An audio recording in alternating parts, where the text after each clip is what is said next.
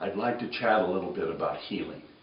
This is a subject that is near and dear to my own heart because over the years I have undertaken a wide variety of healing experiences, a wide variety of therapies and techniques, all designed to heal or restore something. And it wasn't until I came to a place of resolution in my own process that I began to smile at just, what is it I thought I was healing? Who is it that I thought I was healing? And this led me to a recognition that healing is infinitely simple and infinitely complex. For true healing is a restoration of the soul. True healing is a coming home to oneness, to a sense of unity. So all pain, therefore, is grounded in separation, is grounded in a limiting perspective, a limiting belief. Now you might ask, well, what about pain in the body? Well, pain is a cry for attention. Pain is a cry to come to present time. There's nothing that will bring you out of daydreaming faster than pain. There's nothing that will bring you out of preoccupation or future orientations faster than pain. Quite a gift. Pain is indeed a gift. It's a call to presence. What is it this body is needing right now? The pain is a signal. What is it that my emotions are calling for? My emotional pain is a signal. Instead of pushing away, denying the pain, taking an aspirin or some other drug to quiet the pain, I would suggest you try coming closer to the pain. Be present to the pain and ask for the message. Healing is a restoration of oneness, and it is a journey. There are many miracles that can happen. I have witnessed miracles, whether it's a client that has recovered from an illness or has resolved a lifelong orientation that has been very challenging. I've stood in awe and witnessed miracles. I have experienced miracles in my own life. And what I've come to learn is a miracle is simply a quantum leap from one point of view, one reality, to a different reality. Usually a higher frequency reality. Frequency is misunderstood. Frequency is expansion. It is that simple. Frequency is expansion. And the more expanded our consciousness becomes, the higher our vibrational frequency. And in fact, the more subtle our perceptual capacities and our perceptual beingness will become. So we don't need yardsticks right now. What I'm hoping to share with you, what I'm hoping to stimulate within you, is a recognition that healing is a personal journey. So we began with pain as a cry to present time, a call to oneness, and that healing is a restoration of oneness.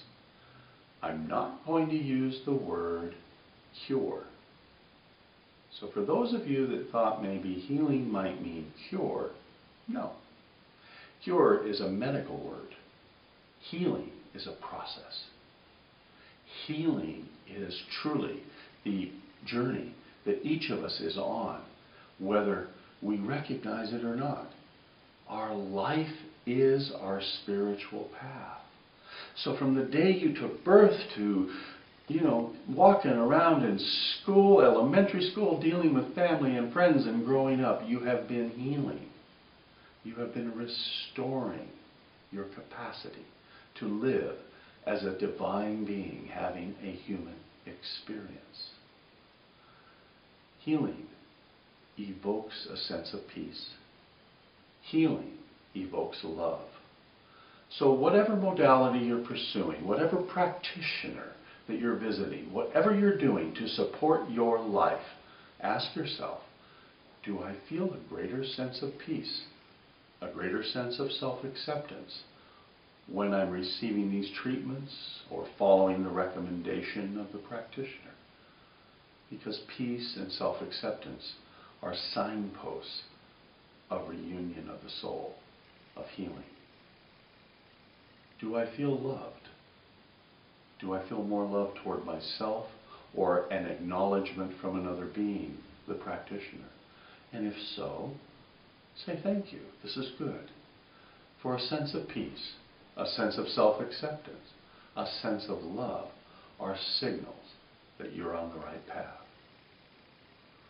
My beloved Kira Rai and I have been teaching people what we call Avesa quantum healing for many years now.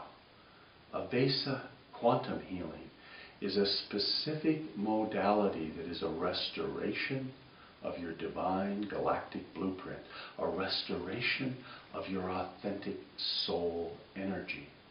Not everybody's ready for that, because sometimes when we restore our authentic energy, we have to let go of that which was less than authentic.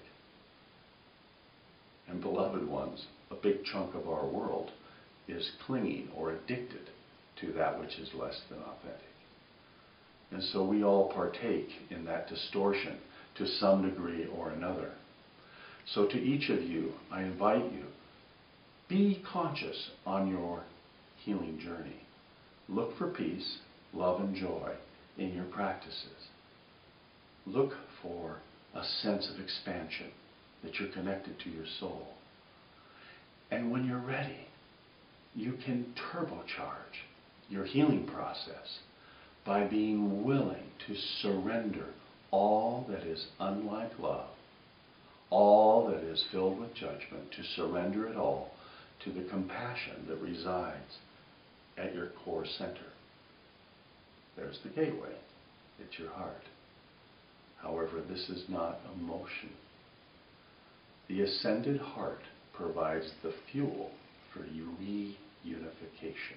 The ascended heart is like that torch that comes out of the bottom of a missile as it's seeking to escape the gravity of Earth and go out into space.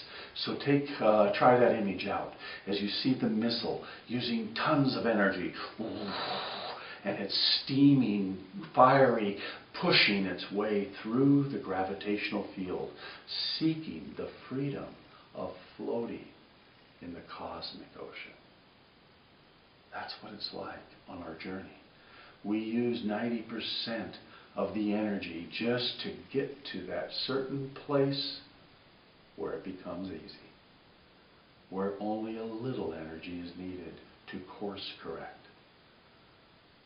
When we see the astronauts make a course correction in a vehicle out in space, it's nothing more than a little compressed air, and the vessel turns. And so it is on your spiritual journey. As we release our attachments, as we release the weight, the emotional pain, the unforgiveness, the judgment, the things that are so common here on earth, as we begin to finally heal those distractions, our course becomes much easier, and course correction becomes effortless. We all are on the same journey. We get to look at each other and learn. We get to feel the presence of each other and discover that energy within ourselves. So associate with beings that are holding a key for you. And this may change at different times in your journey. A person that is a teacher at one stage of the journey can become a colleague at another stage in the journey, and might become the pupil at a later stage. A group of friends that provided you with community and love and belongingness at one stage in the journey might never evolve with you, and you may need to leave them at another stage in the journey.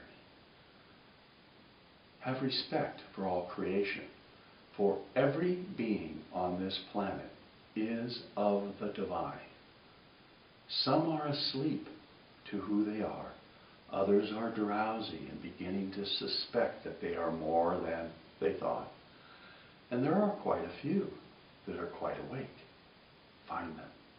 Hang out with them, because they will inspire the awakened you to come front and forward. Remember, you have choice, and that is the key. Choose to keep your eyes on the divine energy.